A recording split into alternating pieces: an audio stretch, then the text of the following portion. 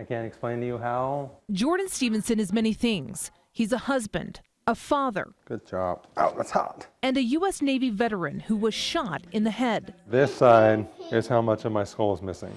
It was a cold December night in Sharana, Afghanistan in 2011 when Stevenson climbed onto a wall to look for explosives. I remember radioing to my team that it looked clear, and that's the last thing I remember. I got shot through the head at 20 feet up on the wall. For 2 months, he was in a coma. Waking up from that was the scariest thing that's ever happened to me. And what he learned in those moments after waking up would be life-changing. But I will never forget having the doctors come in and talk to me and tell me that I was paralyzed. I'm never going to walk again. Once a college track athlete, Stevenson was paralyzed on the right side of his body. And because of where the bullet entered his brain, The bullet actually hit me close around my forehead, right up here. doctors worried he'd never talk again. He was angry, but determined. I was going to give it everything I had until I couldn't. Stevenson had his right leg removed so he could have more mobility with a prosthetic. Hey, slow down. And during the long recovery process, began building a new identity. So in the military, my persona and who I saw myself was this big, tough military guy. So then I had to find a new self-image of who I was going to be, and that was dad. I wanted to be dad. I wanted to be the best dad that I could possibly be. Jordan's story is one of resilience.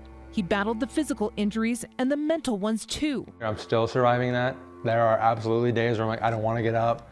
I don't want to put my stupid leg back on. I just want to get up and get dressed and go. But a year ago, he lost a close Navy friend to suicide, and he knew he had to speak up. I need to be more of a voice to people like him. So I said, I fought for every one of you. Stevenson looks for opportunities to speak to local youth groups. That they took my helmet off, and it was much worse than they thought it was. I had gotten shot to the head. I want to be an example to them of like, well, Jordan did it. He struggled through this. Maybe I can reach out to him if I'm struggling through something. He also hopes his story teaches them about service and sacrifice. I fought for them, so I hope they leave with a little bit of pride and like, these are the kind of men and women that are fighting for us, that are standing behind me, that are willing to protect me. Stevenson's journey has given him a new outlook on life.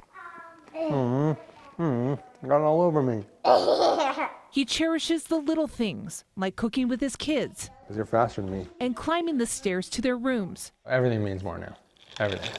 And when he's out in public, he hopes people see his scars. I don't want them to think it, I want them to ask me. It's not the life he expected, but it's one he's grateful for every day.